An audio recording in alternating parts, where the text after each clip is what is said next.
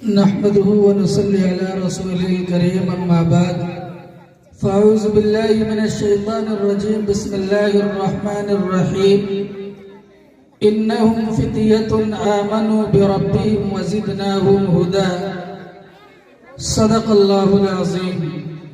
قال النبي صلى الله عليه وسلم كيف بكم إذا فسق فتيانكم وطغى نساؤكم قالوا يا رسول الله إن هذا لكائن.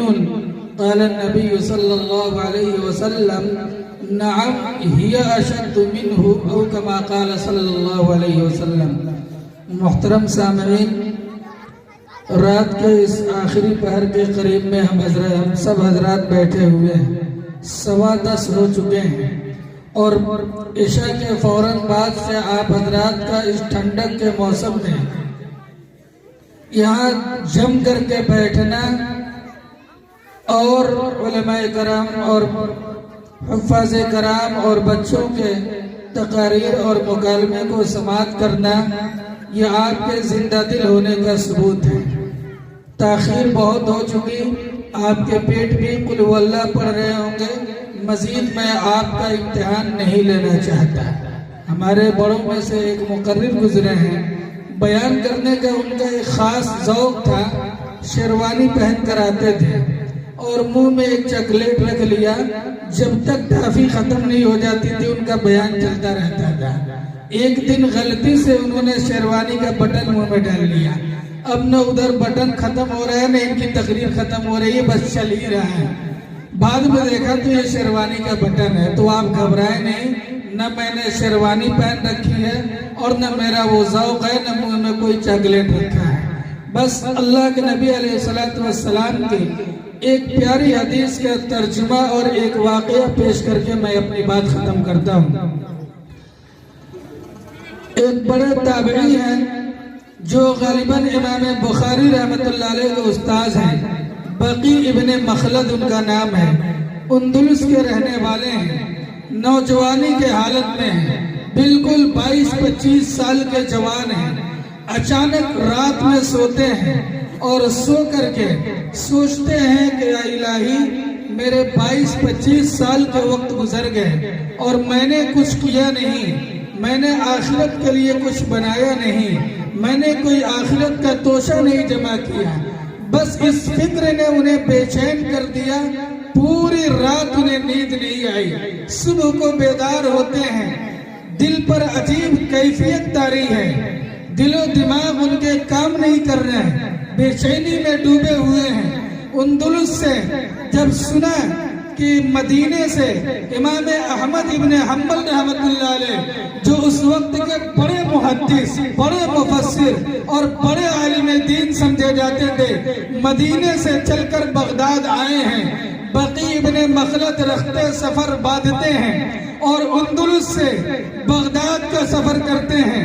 بغداد میں پہنچ کر امام احمد ابن حنبل کے متعلق لوگوں سے معلوم کرتے ہیں. پوچھتے ہیں امام احمد ابن حنبل کا پتہ کہ لوگوں میں نے سنا ہے کہ بغداد میں امام احمد ابن حنبل جو حدیث کے بڑے ماہر ہیں، بڑے درجے کے محدث ہیں، وہ مدینے سے بغداد آئے ہیں، وہ کہاں ملیں گے؟ ان کا پتہ بتا دو. اللہ اکبر.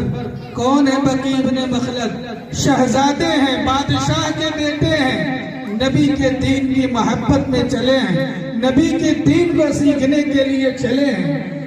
جب لوگوں نے یہ بتایا کہ امام احمد ابن حنبل تک آپ نہیں پہنچ سکتے کیونکہ یہاں پر حکومت وقت نے ان پر پابندی عائد کر دی ہے، اب ان سے کوئی مل نہیں سکتا، ان سے کوئی حدیث نہیں سیکھ سکتا. اسی میں سے ایک بوڑھے میاں نے کہا ہاں جوان، ایک راستہ ہے، غور سے سنیے گا، ایک ہی راستہ ہے، جس راستے کو اختیار کر لوگے ممکن ہے اگر کامیابی مل گئی تو امام احمد ابن حنبل کے پاس تک جا سکتے ہو.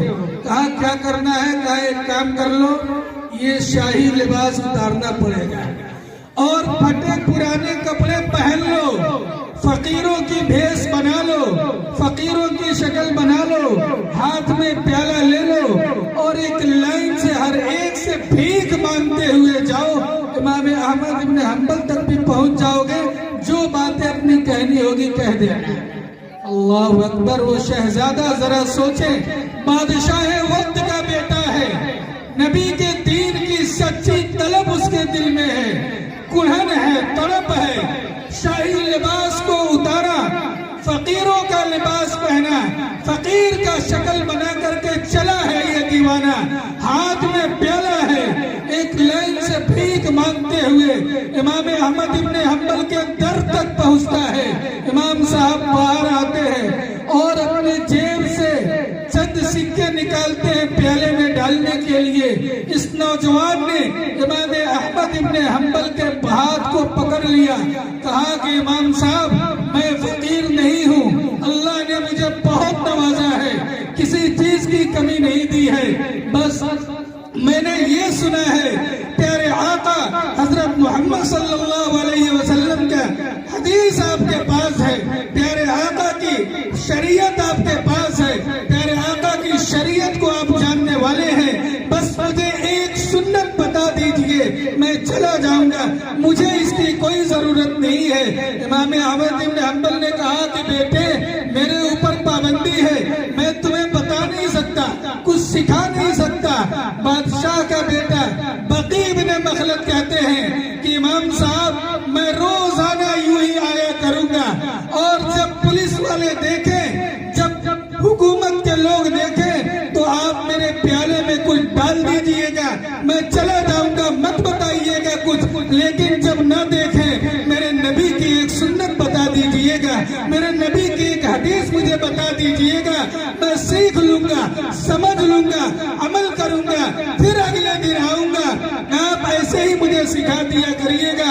अल्लाह अकबर। बादशाह का बेटा महीनों बगदाद के गलियों का चक्कर लगाया, फकीरों का शक्ल बनाया, हाथ में प्याला लेकर भीख के शक्ल में पहुंचा है इमाम अहमद इब्न हम्बल के पास, नबी की सीरत सीख रहे हैं, नबी की सुन्नत सीख रहे हैं, नबी की शरीयत सीख रहे हैं। और जवानों, क्या जवाब दोगे अल्लाह के नबी को, क्या जवाब दोगे अल्लाह के सामने, जिस दीन को बादशाहों के बेटों ने, शहजादों ने बगदाद के गलियों में भीख मांग कर, बगदाद के गलियों में ठोकर खाकर, तकलीफें उठाकर हम तक पहुंचाया हो। इस दीन के बारे में ओ जवानों, रात में अपने कानों में ईयरफोन ठूस कर सोने वालों, आईपीएल में सट्टा लगाने वालों, ड्रीम 11 पर सट्टा लगाने वालों, क्रिकेट के मैदानों को सजाने वालों, फुटबॉल में वक्त जाया करने वालों, माओ और बहनों, सीरियल के नाम पर ड्रामेबाजी में अपना वक्त जाया करने वालों,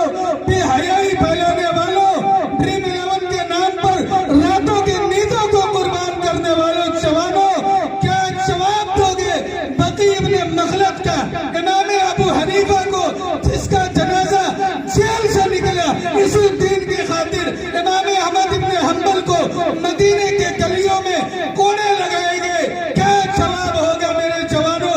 जरा सोचना अपने बारे में, जिस दीन को पहुंचाने के लिए बकी इब्न मखलद ने बगदाद के गलियों में ठोकरें खाई हो, और ठोकर खाकर, तकलीफें उठाकर, पेट पे पत्थर बांधकर, फटा पुराना लिबास पहनकर नबी की एक एक सुन्नत हम तक पहुंचाई है, नबी की एक एक तर्ज अदा हम तक पहुंचाई है, इस तर्ज अदा का क्या जवाब दोगे? प्यारे आका, आखिरी बात कह रहा हूँ, प्यारे आका हजरत मोहम्मद सल्लल्लाहु अलैहि वसल्लम बैठे हुए हैं मेंबर रसूल पर, सहाबा आपके सामने हैं, मेरे नबी ने कहा कैफ बिकुम इज़ा फसक़ फित्यानुकुम, उस वक्त तुम्हारा क्या हाल होगा जब तुम्हारे जवान बेहया हो जाएंगे। कालू या रसूल अल्लाह, सहाबा ने पूछा अल्लाह के रसूल, इन हाज़ा लकाइनुन, क्या ऐसा भी होगा हमारे जवान बेहया हो जाएंगे, हमारे जवान बदकिरदार हो जाएंगे? काल नबी सल्लल्लाहु अलैहि वसल्लम नाम हिया अशद्दु मिन्हु, अल्लाह के नबी ने कहा हाँ, बल्कि इससे भी ज्यादा सख्त हालात आएंगे, इससे भी ज्यादा बुरे हालात आएंगे। इस कौम का जवान बेहया हो जाएगा, इस कौम का जवान बदकिरदार हो जाएगा, क्योंकि सहाबा को ताज्जुब न होता, सहाबा को ताज्जुब हुआ, सहाबा के साथ صحابہ کی وہ مقدس جماعت تھی جنہوں نے نبی کے ایک اشارے پر اپنی جان کی بازی لگا دی، جنہوں نے نبی کے ایک اشارے پر نبی کے دین کے بچانے کے خاطر اپنی بیوی بچوں کو قربان کر دیا، اپنی ذات کو قربان کر دیا۔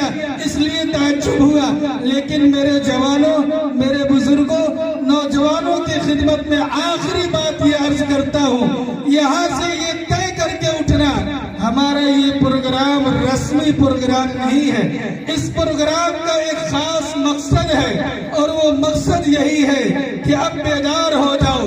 جس قوم کے جوان بیدار ہو جائیں اور اس قوم کے جوان اسلام کا پرچم لے کر، اسلام کا علم لے کر جب نکل پڑے تو پھر دنیا کی کوئی طاقت و قوت ان کا بال بھی بیکا نہیں کر سکتی۔ آج ہم نے معاشرت میں محمد الرسول اللہ کو بھلا دیا، معاملات میں محمد الرسول اللہ کو بھلا دیا، عبادات میں محمد الرسول اللہ کو بھلا دیا۔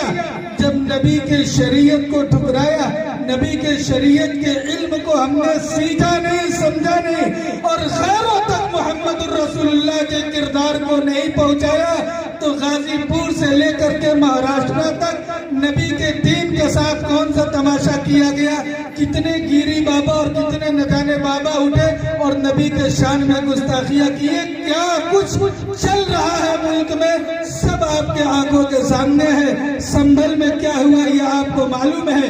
ملک میں چاروں طرف سے کیسے پلاننگ کی جا رہی ہے، سارے حالات ہمارے اور آپ کے سامنے ہیں۔ ایسے میں ہم نوجوانوں سے یہ گزارش کرتے ہیں، یہ اپیل کرتے ہیں کہ نوجوانوں اٹھو، بیدار ہو جاؤ، غفلت کے چادر کو چاک کرو اور کہہ دو دنیا والوں سے، ہم نے ہر دور میں تقدیس رسالت کے لیے، ہم نے ہر دور میں تقدیس رسالت کے لیے وقت کی تیز ہواؤں سے بغاوت کی ہے، توڑ کر سلسلہ رسم سیاست کا فسو، فقط ایک نام محمد سے محبت کی ہے۔ وآخر دعوانا ان الحمدللہ رب العالمین۔